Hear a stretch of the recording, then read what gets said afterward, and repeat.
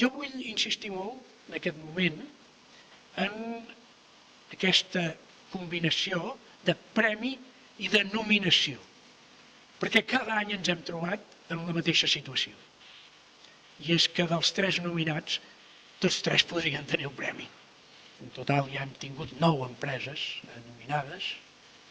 El primer any va ser Telstar, Circuitor i Fluidra, totes elles complien aquestes característiques. El segon any van ser Ames, Mier, Comunicacions i Simon, i aquest any han estat, per ordre alfabètic, BioKit, Comexi i Esteve.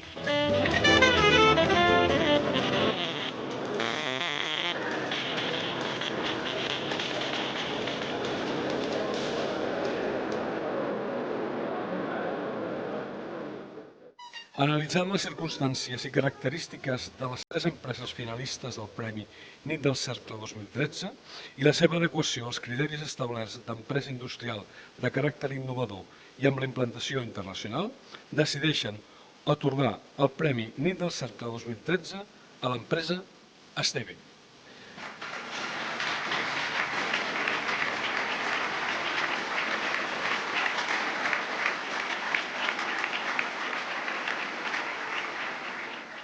Innovar tampoc és fàcil, i perquè hi hagi innovació i puguem ser els empresaris competitius amb innovació, també ho han de ser les universitats. I torno a el que abans deia, si no som capaços entre tots fer que això sigui possible, hi hagi talent, hi hagi recursos, hi hagi potencial i sobretot hi hagi il·lusió cara a la innovació i per tant als projectes empresarials, el nostre país no seria res.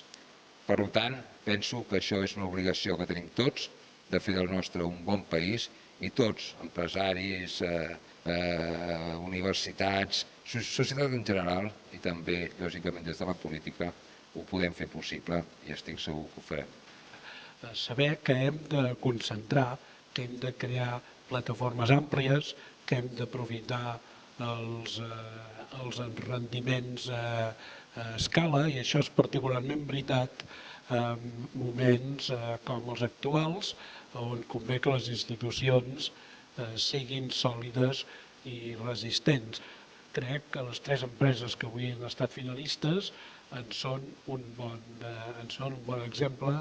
Està bé això de buscar empreses consolidades i de poder ensenyar empreses que fa molts anys que existeixen, que fa molts anys que estan en aquesta tasca, tantes coses perquè ens ensenyin que el que construïm ara també ha de tenir un efecte dintre de 50 anys i jo estic segur que el tindrà.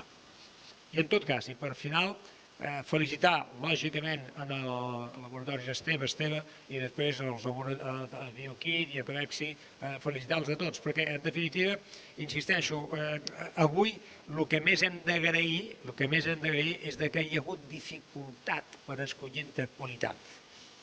Això no passa a tot arreu, ni passa sempre. Avui és un dia fantàstic.